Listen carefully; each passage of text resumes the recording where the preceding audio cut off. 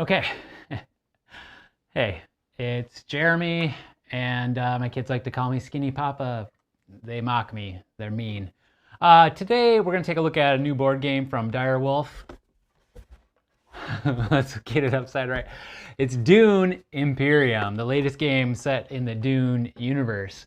Um, this is a really cool game that I'm super excited about because it's from the same designer as Clank, which is a great all-around game. And I love deck building, and that's deck building with a little bit of a dungeon crawl. What's cool about Dune Imperium is it's a deck builder mixed with worker placement. So when you take a look at the board, there's some areas on the board that you can go and visit with your... Why does my color look bad? This color looks really yellowy orange. It's okay. Whatever. We're gonna keep moving on. We'll look at fixing that at some point here, but this camera's white balance seems to be off. I'm sorry about that. The areas on the board is where you can place your workers. So you've got each character has a bunch of different agents that you can place on the board in the spots, and those are going to give you resources, of course, like most deck builders do. You start the game with 2, and you can work your way up to a 3rd agent. There's also a 4th one that you can recruit temporarily. I'm sorry, this color on this is driving me nuts, so I'm going to try to fix it quick. Hang on. Because, yeah, I don't like bad color balance. What are we on? We're on auto white balance. Okay, it should be correct. Yeah, that's not correct at all. All right, well, we're just going to leave it as it is then, and we're just going to move along. All right, never mind. So, I really like the combination of deck building because I love deck building. If you don't know what deck building is, it's a game like Dominion or Star Realms or Tyrants of the Underdark or any number of games, Ascension, etc., where you start off with maybe 10 cards that are not super great, maybe they're a little bit weak, but you acquire more cards into your deck. You build up your deck to be larger and larger, more and more powerful, lets you do more things. With this combination here, the symbology on the decks, and you can see on the left side of the cards, some of them have icons on them, and these dictate how you can use them for the worker placement part of the game. So some of them don't have any. So you use some of your cards in your deck for the worker placement segment of the game, and then the rest you use just the bottom icons, symbols, to add up to have influence or purchasing power to get more cards for your deck, to build it up in strength. But how the game works in general is you've got the planet, you've got cities you can go to. They usually give you some units you can put into your garrison for the conflict, or maybe you get some cards or other resources. And then there's desert spaces where you're going to get spice being the most valuable thing in the Dune universe. And these also can let you add units from your garrison directly into the conflict. So you can add numbers based on the rules of the game. Over here on the left side, you've got the 4 houses or powers that you can align yourself with and get influence with. So the Freeman, the Bene Gesserit, the Spacing Guild, and the Emperor. Each space has 2 spaces on it, and a free one at the bottom, and then one that costs another resource on top, so free and expensive. Up here you have the Landsrad Council, which this lets you get extra buying power, hire the Mentat, who is a human computer who can be an agent for you, freelance agent. You can rally troops, you can get your 3rd agent, or you can make a big speech and get a troop and some influence. Here at the Chome area of the board, if you're familiar with the Dune universe, you know what that means. Anyway, this is like a market area where you can get money or you can convert spice to money. On the right side here is your victory tracker. Whoever gets to 10 points at the end of their last round wins the game. Or if this conflict deck runs out, whoever is in the lead wins the game. This is Imperial Row. This is the buying market for cards to add to your deck. And then there's 3 cards that everyone has access to always. The Spice Must Flow, which is a victory point in Spice. Arrakis Liaison, which is a Freeman ally card, gives you 2 buying and 2 influence. And then a Fold Space card, which lets you go to any space on the board. So very convenient. But you start with your 2 units, your 10 cards, and then you have your player cards. So each player card has an always action on the left side, and then a signet ring action, because every character, every player has a card that lets you do a signet ring, and that's an action that happens only when you play that card. So you got to pay attention to which character you have and how it can be used, and not forget to do those, because that's easy to do sometimes. So let's play through a round or two so you see how the game works. I really like it.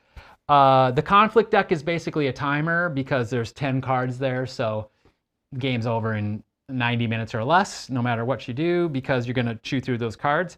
And you know, along the left side of the board here, there's 8 possible victory points here for sure. In the conflict deck, there may be, I don't know, 9 to 12 victory points in this deck. And then there's intrigue cards that you can get from certain spaces on the game or other ways. And there might be some victory points hidden in here too. So there's multiple paths to victory, which is what makes this game great. There's a good tension because all the play so far, I've done 5 or 6 games, and the play's been pretty balanced. So it's about, you know, when you play a card, how you use the resources you have that can determine whether you win or lose, and it's really great. Now, when you play solo, you're going to play against 2 bots, and so I just picked 2 random cards. They happen to be Paul and Duke Leto Atreides. You know, doesn't make sense in the story that they would be competing against each other, but those 2 characters are run by this deck of cards, House Hagel, and you just draw a card and you see what space is on the card, and that's where they go and place their agent. And then during combat, you can sometimes earn swords. You see them at the bottom of the card. So you place the workers based on the top part of the card, and then in the conflict, you use the bottom part of the card to see how powerful they may get. So with that said, in a 1-player game, the bots go first, and I'm going to go last. So that's not a problem. It'll go very quickly. So let's take a look at the board and see how it plays out, okay? All right, so I'm going to draw my first 5 cards of my deck. Again, I'm cringing at the color of this camera here. This is supposedly auto white balance. There's obviously too much influence going on with the colors here.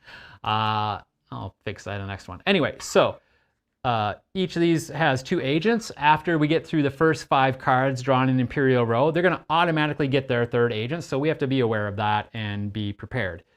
So I've got 5 cards on top of the supply deck turned 90 degrees, so I know when we've reached that point. So what we do is we draw the top card of the deck, and first character green is going to go to Wealth, which is here in the Emperor's zone, and they go up 1 on the influence track. And that's it. And number 2, they're going to go to Still Suits, which is in Freeman. Now they're going to get 2 coins there, and they're going to get 1 water here. And they do collect resources because, oops, shouldn't have already started with coins. Sorry, let me reset that. They do not start with any resources. We start with 1 each of water, Solari, which is money, and spice, which is the most valuable resource in the Dune universe. So, so they've gotten 2 coins, or sorry, 1 water and 2 coins. Yes, I was correct. There we go. And once they get into a certain number of those, they can convert those to victory points. Now, red player goes, same thing. So red's going to go to Selective Breeding. Now they can trash for 2 cards. They don't use cards, so we ignore that. But they do go up a point, And then we got a harvest spice card. Now, this card, send an agent to the space with the most bonus spice or total spice if tied. If no spices have bonus spice, reveal another card. So none of them have it yet because we haven't gotten to the maker phase. So we're going to draw another card, and they're going to go to the Highliner. And that's bad for us because they get to put 5 troops in their garrison that they can call out to battle later, and they're going to get 2 water. Now, the way the resources work is that if they get 3 water or 3 intrigue cards, they can convert that to victory points. And if they get 7 money or 7 spice, they can convert that to victory points. So right now, nobody has anyone in the battle. So what we're fighting for is 1 free influence and 2 coins for first place. So all I need to do is get 1 unit in there to win that card. So it's my turn. I'm going to start, and I'm going to play diplomacy because it lets me go to one of the 4 houses and get influence. And I'm going to... no, I was going to go to Emperor, but there's already somebody there. I'm going to go to Fold Space and go up 1 influence and get a Fold Space card. That's going to be handy to have later. It goes in your discard pile. And then probably I want to play a blue card so I can get a unit and win this battle. So I'll play blue, and I will go to Carthage. Now, this gives me a unit, and I can immediately put any recruited units from my action into the conflict in the center here, and I get an intrigue card, which that's good. Got a good one. Anytime you add units to the conflict zone, you can also add any of those recruited in this turn, or up to 2 more from your garrison. Okay, so I was able to recruit 1, I guess from this space because I recruited it, and I'm in a desert space has the swords on there, which means I can enter the conflict. So I can do up to 2 more. I don't need to waste those, I don't think, because I get, for every cube you get, or every unit, you get 2 strength.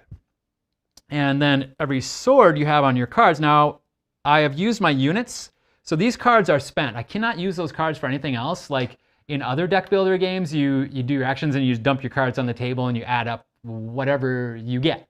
In this game, you spend the cards to do the worker placement, and then the cards remaining, you spend the bottom assets on there. So I've got a 1 and a 2 influence. I've got 3 influence, and I've got 1 sword. So I get to add 1 to my strength. So I'm at 3 strength, and then I've got 3 purchasing power. So I can, sorry, I'm just rolling up my sleeves here. I can buy a card worth 3, and I will do that. I'm gonna buy Shifting Allegiances. Lets you go down in 1 influence to pay. You pay 2 spice to go down in any 1 influence of your choice, to go up 2 in another one. So that could be useful. Now, anytime you take something out of the Imperial row, you refill it right away. Okay, so now we go to the combat phase. We've done our player turns. We go to the combat phase, and nobody has anyone in the fight. Normally, if they have a card in the fight, they're going to draw another card from the House Hagel deck, and they're going to look at the bottom to see how many swords they got. Here you see, like, this card has a potential of 6 more swords on it. So they could get 6 strength out of a card like that. They don't have any units, so they don't draw any. So I get to go up 1 in any... I'm going to go up in here in the Spacing Guild. Anytime you get to level 2, you get 1 victory point. So I get a point, and that's pretty sweet. And I get 2 coins. And nobody was in second or third because nobody else was in the battle. This unit goes back to my player board, into my supply, okay? So that was round 1. Now the first player marker goes to the next player, which is another bot in this case. So we'll go to the red player, Duke Leto Atreides, and we'll continue on from there. So we now do our maker phase. So any space in the desert that did not have a worker on it, the worms will be there, and they will, spoiler alert, leave some spice around. So we've got some spice bonuses. We clear up the board, and we recall our agents back to our home, our player board. Whoops, wrong one there. Okay, so now red player is going to go first, and they drew Arakeen, so they go there. They get to put in another unit, and right away, sorry, we got to turn this over to see what we're fighting for. we're fighting for a victory point and control of a space, the Imperial Basin space. So anytime you get control of a space, there's little flags here. Hopefully you can see that under the graphic. You can place your control flag there, and the control flag goes in that space on the board, and then anytime anyone else goes there, you get the bonus next to it. So a spice or money, and then if another conflict card comes up that already has the space that you control there, you're going to get 1 free unit. So that's pretty cool. Anyway, so they're going to Agricola. They got a unit. They can immediately put that into the fray and add 2 more, which they automatically do because they're a bot. And they're going to draw another card. That's what this green symbol is for, but they don't draw cards, so that's it. And their next move, they're going to go to Carthage, so they're just locking up the desert spaces. They get another one, enters the fray, plus 2 more. Okay, so they really want to win this victory point. They get an intrigue card. Okay, so if they get 3 intrigue cards, again, they're going to get a victory point. Then it's on to my turn. So I need to draw my own deck. I am going to seek allies and hopefully seek allies and go to another space on the side here. I can win water, but it's going to cost water if I go there. So I don't know. Maybe I just want to get some more fold space cards or money. Money would be good. So I'm gonna go up 1 with the Freeman, which will give me a water, and I can enter into the fray. I'll just put 1 in. Hopefully green doesn't put any in. I go up 1 there for influence for going there. And then I'm gonna play my signet ring. So I am gonna go to a yellow space, and it's going to be the Great Flat. I'm going to go there. I'm going to get 3 spice plus a bonus. It's going to cost me 2 water, though. So some cards have a cost to them. So this one is a yellow space with 2 water under there. So I got to pay my 2 water to go there to get 4 spice. That seems worth it. So now I've got 5 spice. That's nice.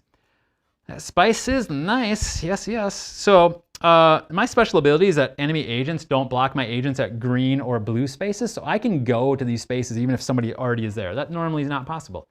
What I've got left is I've got a sword, which gives me 3 strength total to their 12 strength. So obviously I'm not gonna beat them. I do have to decide now whether I'm going to pump up or not. I'm not going to go any more than that. Hopefully green doesn't do any conflict.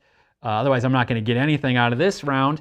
But my special power is remove and replace a card in the Imperium row. During your reveal turn this round, you may acquire this removed card for 1 less. Now I have 3 to spend, so I could get a 4 strength card for 3 or a 3 strength card for 2. So there's 2 gene manipulation cards out there. Don't think it's super worth it. So maybe what I'll do is I'll remove that card. I played my signet ring, so I can do that. And instead I got another power play card. That's a nice card. And I don't want the revealed card. So what I'm going to do is I'm going to spend my 3 that I have left over to get an Iraqis Liaison, a Freeman card for 2, and then a Missionary Protectiva card for 1. And there we go. So that is my turn. Now we go to green and see what happens. So green goes to Still Suits. I'm already there. Draw another card. They go to Hardy Warriors, the other space. They get 2 troops. They're in a space, so they enter, they fight. They're already beating me. They're at 4. Now I could play an intrigue card to maybe change that, but I don't know if it's worth it. And Arakene's already occupied. And then we got a reshuffle card. So we have to reshuffle all the cards and draw another one when that one comes up. So yeah, I don't think I can win this battle. I could maybe get 2nd place and get 2 water, but at what cost? I don't think it's probably worth it for me at this point. So I'm probably gonna skip trying to pump up my forces and get into this battle. And green's gonna go to Secrets, which gets them an intrigue card. Okay, so intrigue cards, there's 3 kinds. There's plot. You can play those at any time during your turn. There's combat cards that you only play during the combat phase, and then there's endgame intrigue cards that you only play at the end game to maybe surprise your opponents and pull out some points or something. So this is not a card I can play, so I can't get to second place in this battle, so I'm going to lose. So we're going to resolve this combat, and red is going to win. Red's going to win a victory point and get control of the Imperial Basin. So now anytime anyone goes to the Imperial Basin while red controls it, red's going to get a spice. Green's going to get 2 water. That's unfortunate because that just got them a victory point. And then third place does not get assigned. When you get first or second place, the third place person doesn't get anything. You only get third place in a 4-player game. So you got to be playing 4 players to get the third place rewards on these conflict cards. Okay, so we're going to clean up the battle. So all these units that were used go back to their supply, back to their supply, back to my supply. We reset this.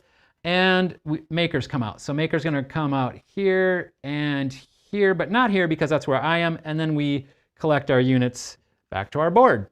And then I start the next round. The first player token goes to me. But first, we see if anyone has met the win condition or has any points. So now green has 3 water, so they're going to convert their 3 water. Wow, I just threw the pieces. Green is going to convert their 3 water into 1 victory point on the track. So now we're all at 1 point, and I got to reshuffle my deck. I've got the new cards added in there that I've acquired during the last 2 turns. And the next conflict card is going to be worth a victory point and a water and some spice and some water. So not bad. Victory points are nice. Spice is nice. Yeah, so you can kind of see how that works. Now, since I'm the next player, I'm going to draw up my hand here, and 1, 2, 3, 4, 5. And let's see what I've got. So, okay, I've got 1 card where I can go to the 4 houses, and I got pretty much, I can go pretty much anywhere here. So I got some spice and I got some money. I wish I had more of each because I would like to get to the Highliner space. That costs 6 spice. The Conspire space, excuse me, that costs 4 spice to go there. I do have 4 spice, but I kind of want to save my spice for that one. I do have 3. Rally My Troops cost 4. The Rally Troops cost 4. The High Council costs 5. Swordmaster costs 8. So I can't go to any of those really. It's unfortunate. So maybe what I want to do is get some more money quick. But maybe I also want to score a point by going here, and that would give me enough to get on the High Council anyway. So maybe I want to go to, I'll go to Wealth, get 2 and an Influence, and now I got 5 money. So now I could go to green. So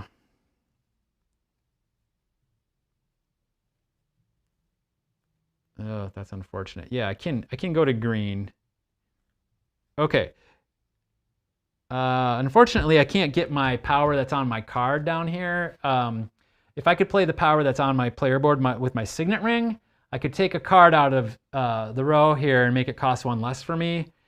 But I would still be short on influence because I've only got 4 here, and I need some troops, but I can't get the troops. So this sucks a little bit. Would really like to win this victory point here, but I also want to get buying power in Swordmaster as soon as possible. So I do have troops. I mean, I got 3 troops that I can commit to the fight for a victory point. So maybe it's worth it. I don't know. This is the dilemma. You know, there's a lot of good spaces in the game. There's a lot of ways to move ahead. It's a little bit of a dilemma. I can go anywhere with the cards I have. So it's just a matter of which card do I want to use now. Do I want to go for the victory point, or do I want to build my engine up a little bit stronger so I can buy more things and do more things in the future? So I've got 5. If I get 3 more, I could get 8. I would have enough to get my Swordmaster, which gives me another move. That probably seems like the better deal to get going. So I'm gonna go yellow to secure contract here. And so up here, I'm gonna visit Chome, and I'm gonna get 3 coins from doing that space. Now I have 8. So now next turn, hopefully I can get my Swordmaster. Then I've got 1 strength. It doesn't do me any good. I have no units in my conflict here. They're all in my garrison. So I'm not going for the victory point. I've got 3 to spend, and unfortunately, not a lot I can do here. I'll take this Gene Manipulation card. What this card says is it's a Bene Gesserit card. If you have another Bene Gesserit card in play, I can trash a card when I play this card. And if I have another Bene Gesserit in play, I get 2 more spice, and then it's worth 2 influence. So I'll take that. That's fine. Ooh, the voice. That's an interesting card. So then it's going to be green's turn. And green is going to Still Suits, which gets them a water. And then they're going to the Highliner. I always say that weird. I mean, it's spelled like hay, like nay. So that's going to earn them another point, and they can get 5 units in, and they can commit them to the fight, which, why wouldn't they? It's a victory point, and they already have another one. So they're all in, and then we go to red. Red's going to Hall of Oratory. That gets them 1, and then they can go up to 2 more from their supply, and then they're going to go to wealth. There's already somebody there. They're not going there. They're going to Hardy Warriors, which gets them 2 more. So they are at 8 strength. Green is at 10 strength. I am at 0 strength because I have no units in there. So then green is going to draw their strength card, so they get to add 1 more. So they're at 11. And woof, red just drew 4. 1, 2, 3, 4, putting them in first place. So red wins the victory point and a water. I just got them another point too. And green gets a water and a spice. Okay, so those units go away. Those units go away. And we reset this. And then the makers make some more bonus spice. And all the desert spaces get bonus spice this turn. And we recall our units. And we check for win conditions, and we've got another victory point for green. And we've got another victory point for red. So red's at 3, green's at 2, I'm at 1. And that's how the game is played. It's really, really fun. I really like it a lot. I do find the tension and balance is really good. It doesn't ever feel like there's nothing you can do. There's usually always something you can do. You know, on my next turn, I would get my 3rd agent, and I would be able to do 3 worker placements in a turn, which should make things go a little bit faster.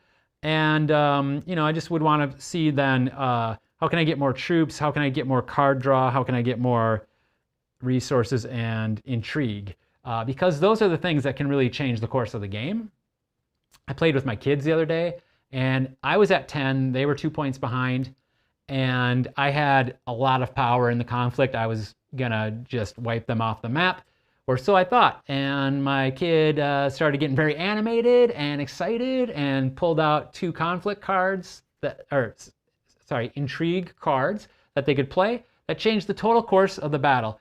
It changed my point standing with the 4 houses. So I actually lost a point. I went down to 9, and they were able to gain 2 victory points from their cards, putting them 1 strength ahead of me in the conflict, and then taking away the victory point I had from earning the 4th position of influence with the houses. So anytime you get to the 4th spot here, the 2nd spot, you get a victory point. The 4th spot, you get a victory point and resources. So anytime you go above or below those, you can lose them, and you can earn them back again, or somebody else can take them. So the game's very dynamic, and again, it plays quick because once that conflict deck is expired, the game's over, or once somebody reaches 10 points, it's over. So out of the handful of games that I've played so far, it's been done in round 9 or round 10, and it's never taken more than 90 minutes. So it plays nicely. It doesn't feel too rushed, and it doesn't feel too long. It feels just right. It feels like you're able to do a lot, and that's a great thing about a game like this.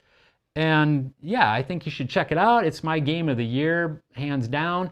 I mean, this has been a weird year, and a lot of people aren't going to get this until January, it sounds like, because of shipping delays. But I'm thankful that Direwolf and GameNerds.com got the game to me this last week, and I just cannot play this game enough right now. I really, really enjoy this game. I would highly recommend you give it a try if you can. There's no online play of it yet. There is an app you can download to your phone that will automate the House Hagel deck and the setup for you. So it saves a little bit of time. I kind of personally like the deck myself, so that's what I use. But the app works great too, and it's got a little background music to set a little mood for you. But yeah, check out Dune Imperium from Direwolf Games. I'm happy I pre-ordered this game. I'm happy I have it. I'm really happy to play it. So enjoy. Remember not to walk with rhythm, or the worm's gonna get you. All right, that's it. Talk to you later. Bye.